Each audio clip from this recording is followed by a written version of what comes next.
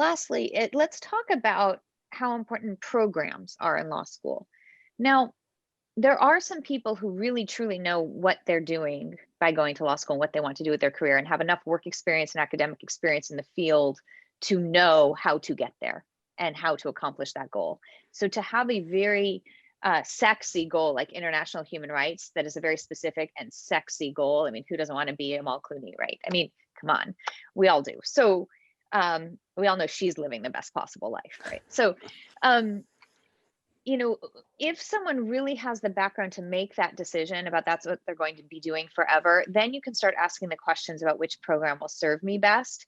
The Mhm. best way to do that is by talking to alumni of the program and to call the schools and ask who you can speak with, to ask questions. You can also reach out to people through networking and ask who have jobs you'd like to have in the next 5 years, right after graduating from law school, and ask what they felt was important during their law school experience, right? No matter where they went to law school, what was important during your, unless they went to Harvard. I mean, look at schools that are comparable and say, okay, how did, oh, I see that you went to this school and you're working for Amnesty. Can you tell me a little bit about that path and how you got there? You might learn that they did a study abroad program or a certificate, but you might learn they just took all the right internships, right? Or they wrote a law review article on a specific topic.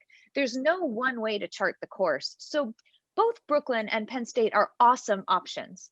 But I also don't want you to overlook location. Some people are rooted in location. Some people don't do well far from home for the first time. Everyone's different.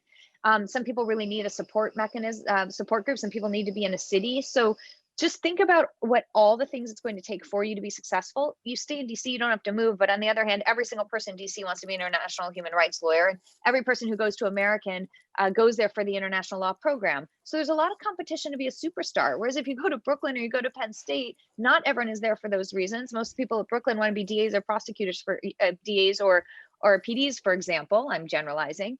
You know, there's something to be said for being the standout person in your field at a law school. I would say use this time to talk to people who have jobs you'd like to have after you graduate from law school. It'll take a little legwork, but I think it will really inform your decision.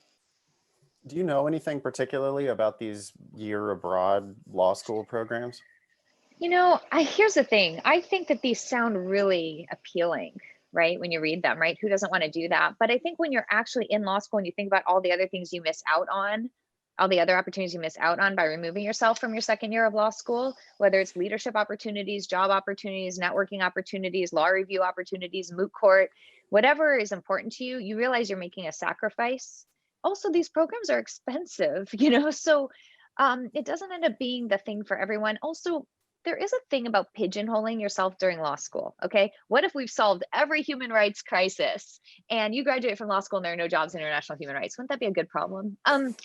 But in other fields, that sentence would make more sense. Okay. Some years, commercial real estate is the thing to do. And other years it's bankruptcy. Right. And if you spend your time in law school really focusing on something that may not be hiring when you graduate, you have a very hard time pivoting and telling an employer, oh no, I really do want to do family law or insurance defense. So I would just say sometimes it's better to keep things general, or at least um, keep your options open. It's great to be able to interview at a place and be able to say, oh, yes, I took employment law and I took this, and to be able to say to another place, oh, absolutely, I took federal income tax. The more you keep your expertise broad, the you keep your options open when you get out. Now, for some people, they really have the street cred to put together an argument for why they are going to do a certain area of law, and that's awesome too. But if you're not, I've seen a lot of examples of people who say they want to do environmental law, they choose to go to Vermont or Lewis and Clark just for that. Then they realize what environmental law really is, and it's not for them. And so those people tend to not be very happy with their decisions.